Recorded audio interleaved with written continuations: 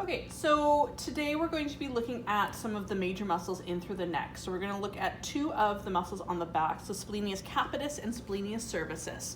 We're going to leave the suboccipitals just because those are a little easier to find on your own, but we're going to look at the bigger muscles here, and then we're going to move to some of the lateral and anterior muscles of the neck. So starting with splenius capitis. So splenius capitis is going to come from the spinous processes of C7 down through T4. It's also going to pick up the nuchal ligament. So the long ligament that runs along the C-spine is going to pick up the lower portion of that ligament. We're not going to feel it, it's just going to come along for the ride while we palpate. So we're starting at that spinous processes of C7 through T4.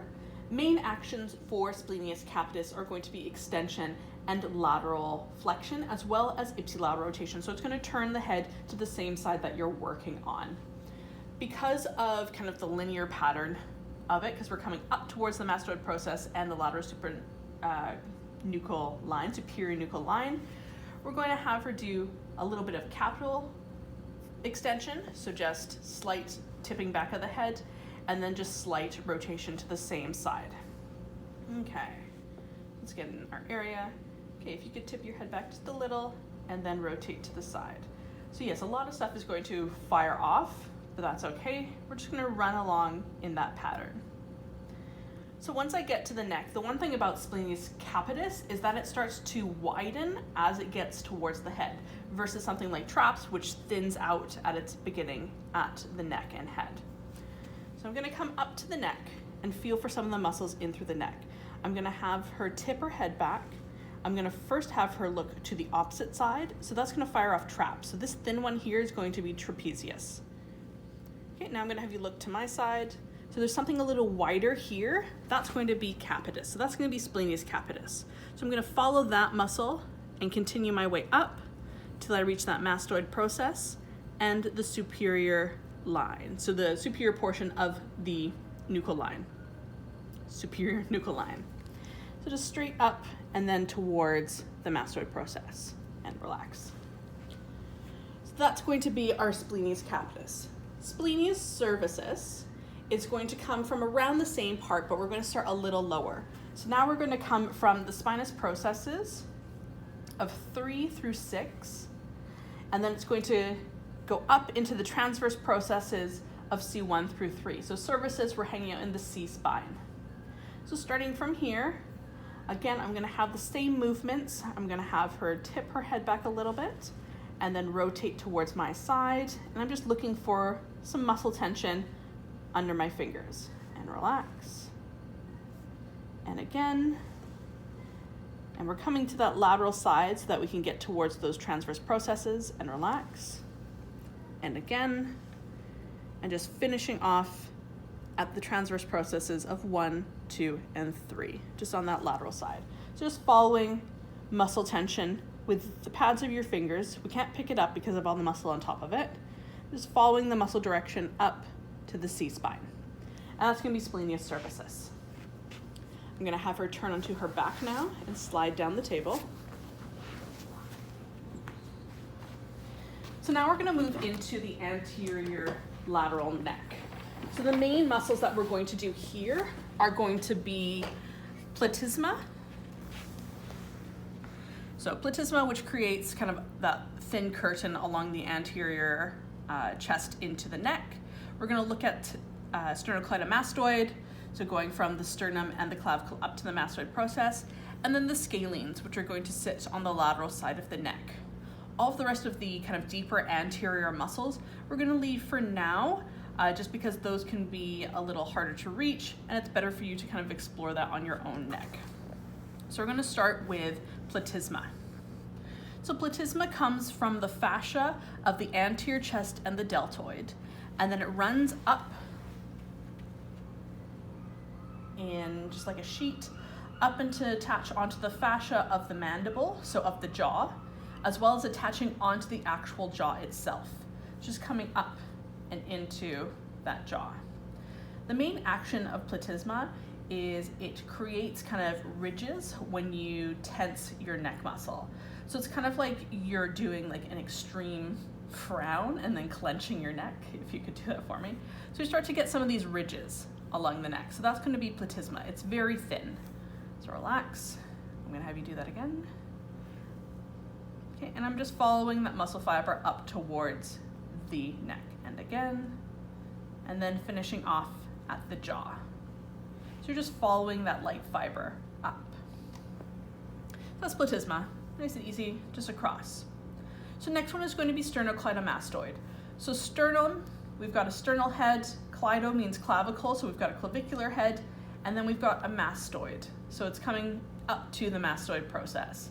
So this is going to be kind of one of those big, thick muscles right in the front of your neck. So just from here, I'm going to have you lift your head off the table. So there we can see the muscle pop up and relax. So the main actions of sternocleidomastoid, it's going to do flexion, lateral flexion. It's going to do contralateral rotation. It's also going to do slight extension at the top of the head. So that's why we're going to keep it kind of in this position for its movement, because it does a bit of a spiral movement. Okay, so coming from that sternum and the clavicle, if you could lift your head again. So I can pick this up. I can define the borders, and it just leads me straight up to the mastoid process. And relax. Just coming up and into the mastoid process. Nice and easy that way. And that's sternocleidomastoid. The next ones we're going to do are going to be our scalenes. So we've got anterior, middle, and posterior scalene.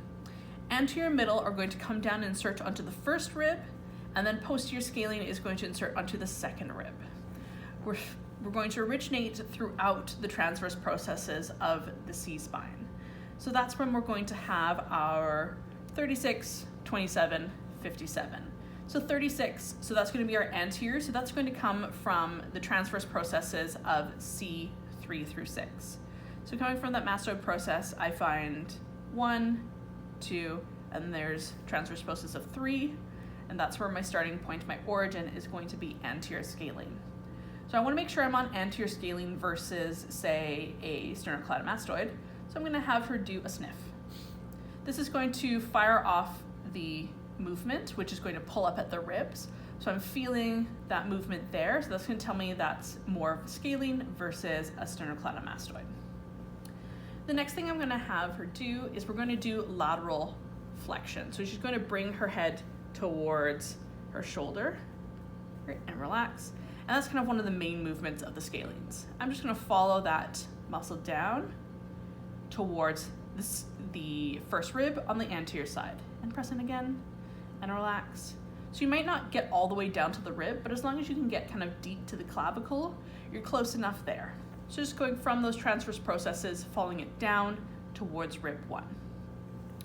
Middle, so middle is going to be our longest and largest of the scalenes. That's going to be our 27. So that's going to go from transverse processes of C2 through 7. So spanning kind of that whole C-spine except for the top. So we're going to come more midline, linear. Okay, I'm going to have her come press into my hand for lateral flexion. I'm just going to follow that muscle down. So now I'm going more to the lateral side of rib 1. Till I find that kind of dense stop, that's going to be the first rib. Again, I can have her sniff to make sure I'm still on a scalene. Just straight down and relax. Okay, so now we're coming to posterior scalene. So posterior scalene is starting the lowest, so we're going from 57, so 5 through 7, down into the transverse processes of C5 down to 7, and it's going to go to the it's going to go to the second rib. This sits kind of along the line of the upper trapezius, which is just here, and it doesn't do any flexion, so now I'm just going to have the head nice and neutral when it does lateral flexion. Okay, if you could press into my hand here and relax. Okay, I'm going to have you sniff for me. Okay, that's going to make sure that I'm on a scalene versus the upper trapezius. Press into my hand again, and we're just going to follow that down into kind of this little dip underneath the clavicle, and that's going to try and take me towards either the first rib or the second rib. If you don't get to either, that's okay. We just want to establish that you're going deeper to that clavicle. So just from C-spine, so C5 through 7, following it down to rib 2. And those are the scalenes. And that's it for our neck muscles.